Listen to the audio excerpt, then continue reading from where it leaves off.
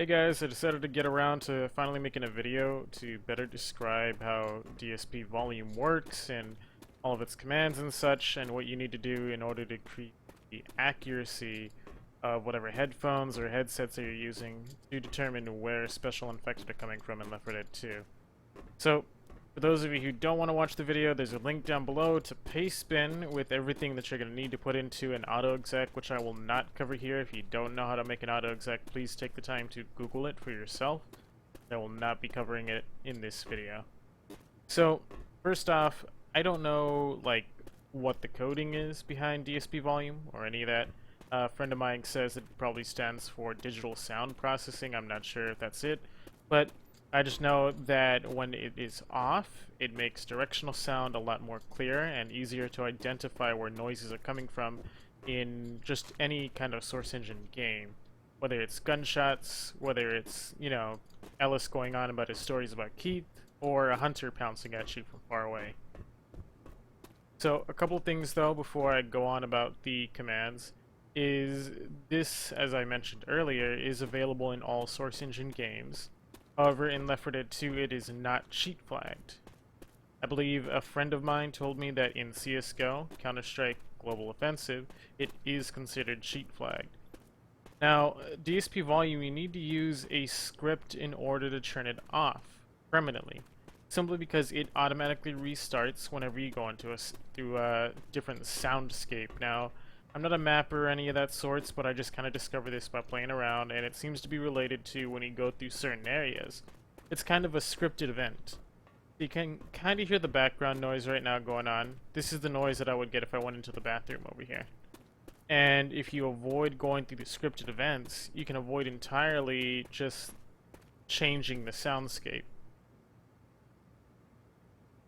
So I'm just going to show you here as an example.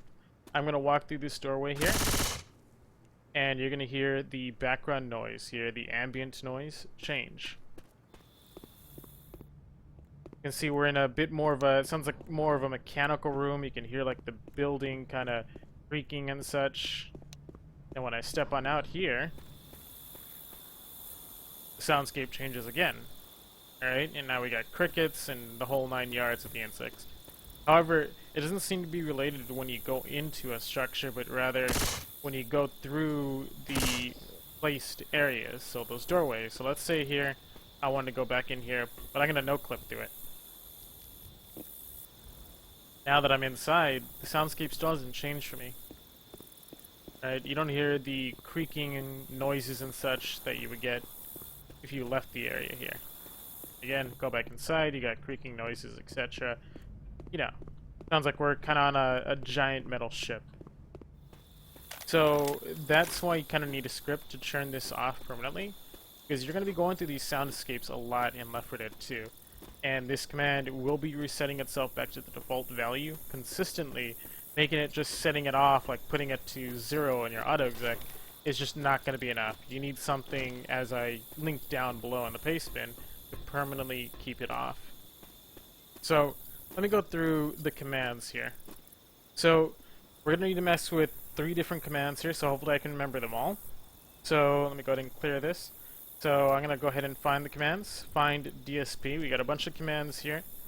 However, I am using a modified version of Left4Dead 2 using Prodigy Sim's recording helpers found over at Left4Dead Nation.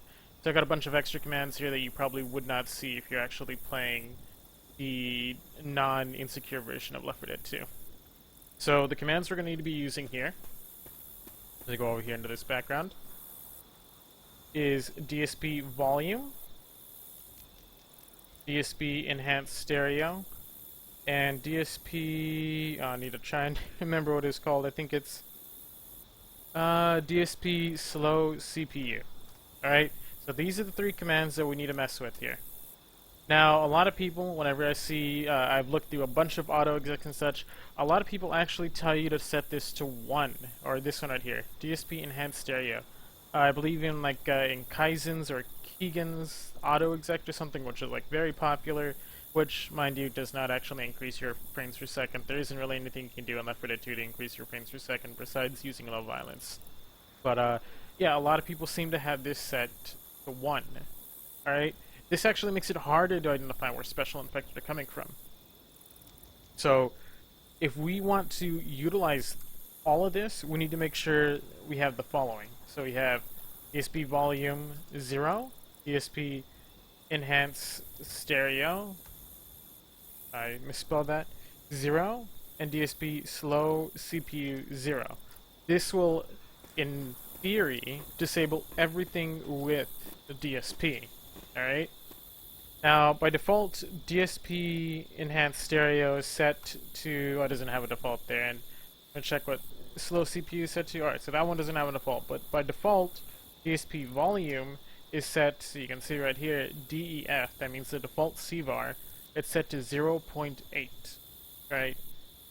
And again, as I mentioned earlier, you can't just set this to 0 in an auto exec and just it'll stay off. You have to use the script down below that I put in for pastebin. It's a nice little script mixed in with the null cancel movement. If you don't know what null cancel movement does, null cancel movement, what it does is whenever you press two keys that are in opposite directions, you won't null cancel. Alright? So you can see right here, if I press right and I immediately press left, you'll see my on-screen keyboard for this here, but I don't ever null cancel. Alright, I instantly start moving in the next direction, albeit that, though, I do lose some velocity.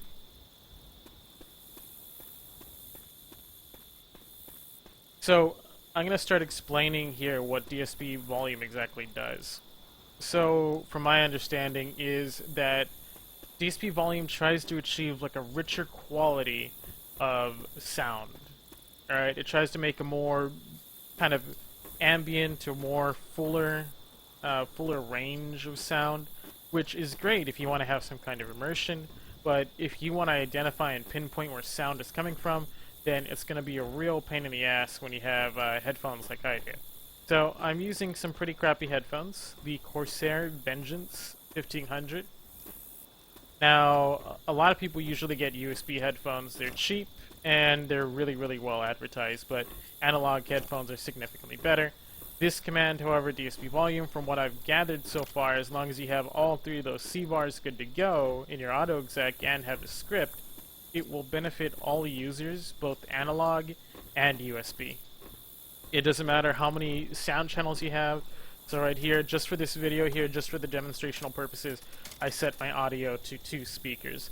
I do have virtual 7.1 and virtual 5.1 and obviously a stereo mode, but for this I set it to 2 speakers just so that it's easier.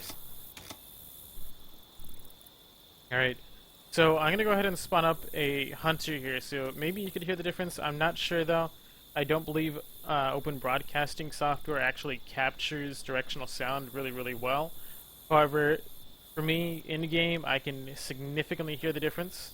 So I'm going to go ahead and spawn up a hunter using, again, DSP volume 0. Actually, no, I'm going to set it to 8 here really quick. So I just used a bind here to quickly set it to, you can see right here, I quickly set it back to the default. Alright? So I'm going to go ahead and spawn up a hunter here. I'm using the command in console called bot mimic 1, which makes it so that the bot mimics every movement that I make.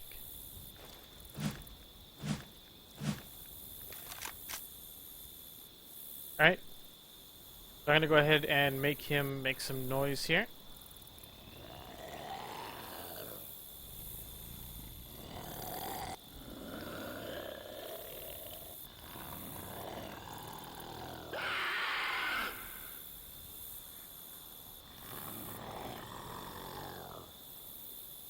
Alright, now I'm going to go ahead and set DSP volume back to 0 here because I'm using the script. Just by moving, it automatically sets it to 0. Alright.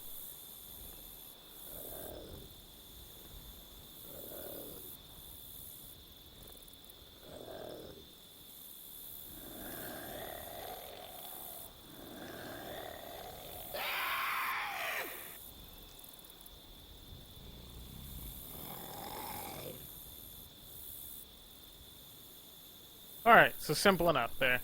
And, I mean, you could even hear from the ambient noise here. Let me see. I don't know, again, if you can hear it through through the video, but in the game I could hear it significantly just by setting the DSP volume back to 0.8.